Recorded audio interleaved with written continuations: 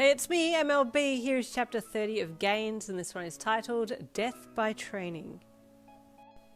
With one more pensive look at the back of the disappearing Bakugou, you turned back to your locker to get your bag, and then head to your room to change into your funeral clothes. I mean, the clothes that you'd be dueling him in, before heading to your doom. With nervous butterflies flitting around in your still sore abdomen, you headed across the campus to the training ground. You had decided to wear your new gym clothes as they felt the most appropriate for this occasion. That, and you secretly wanted to show them off to Bakugou too.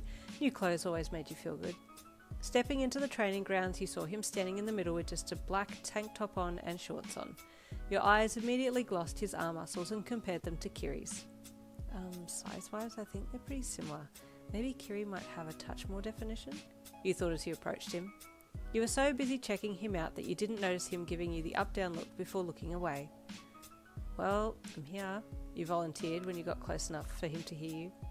"I'm ready," he smirked, smacking one of his fists into the open palm of the other, a small detonation and smoke pouring from the palm of his open hand. Definitely not," you thought, just standing there silently. "Come at me," he challenged, rolling his neck to the side before picking a fighting stance. "I honestly don't know how to attack," you thought, still standing there just looking at him. "Come on," he shouted, slightly agitated that you hadn't done anything yet. You were about to admit to him that you didn't know how to attack when he suddenly crouched, threw his arms behind him, detonated an explosion in each palm, and then flew at you. Instinctively, you threw your arms up in front of you to protect yourself, but then quickly realised that that wasn't going to save you from a person like Bakugou, so quickly dropped your arms and jumped back a few times.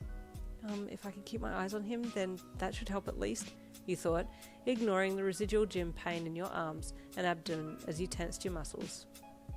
Bakugou was right there in front of you before you had a second to think about what to do, and you reactively tried to grab his arm.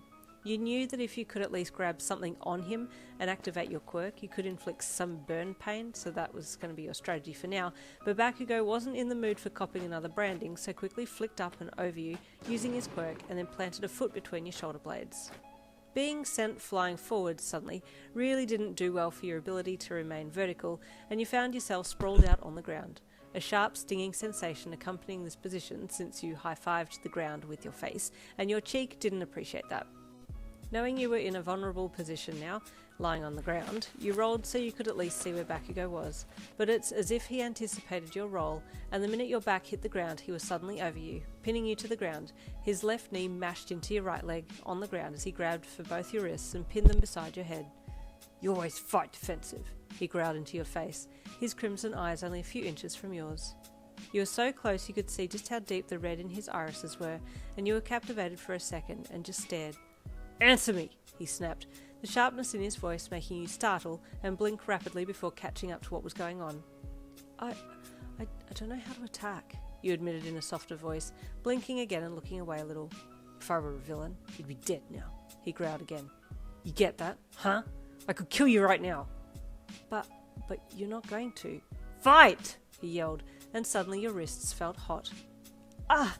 you hissed, looking at your right wrist that he was holding you down with, and struggling a little to get it free. The pain increased, and you saw black smoke starting to curl out from under his palm that was sandwiching your wrist to the ground. "Ow!" you said a little louder, and a little more panicked now. "Fight me!" he bellowed, his yell being accompanied by more pain in your wrists. "Bakugou!" you suddenly said a little more urgently, starting to fight more now to get him off since the pain was getting worse. "Die!" he screamed into your face, still pinning you there under him. Suddenly you wondered, is he actually trying to kill me? That thought flicked a switch, a primal need to survive, and it woke something within you, and suddenly you felt like you could channel your quirk, so you let your body do its own thing, and in that instant you saw a concentrated beam of light shoot from your palm, so you angled it at Bakugou's left bicep and watched as it sliced a deep gash into his arm. Surprised and confused, Bakugou jumped away, allowing you to scramble to your feet and check your wrists. They had significant burns on them, and your whole body was trembling with adrenaline. "That hurt," you quivered at him as he stood back, panting a little. "You need to fight, or you'll die, and I can't—" His voice faltered for a second, and he scowled and looked away. "We're done here," you said again, tears welling in your eyes as you turned and fled the scene. Bakugou was a little baffled by this training session. He felt bad that he had maybe gone a little overboard, but at the same time he knew your potential and was pissed that you were holding back on him. But then the pain in his arm drew his attention, and he looked down at the deep bleeding gash.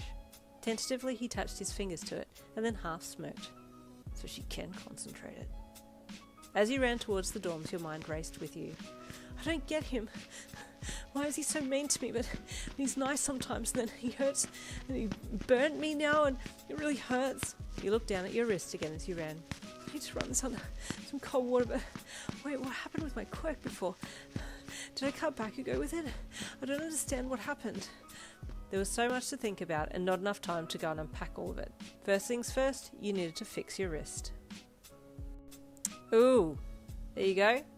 I don't have much to say on that one. Chapter 31 coming tomorrow. See you then.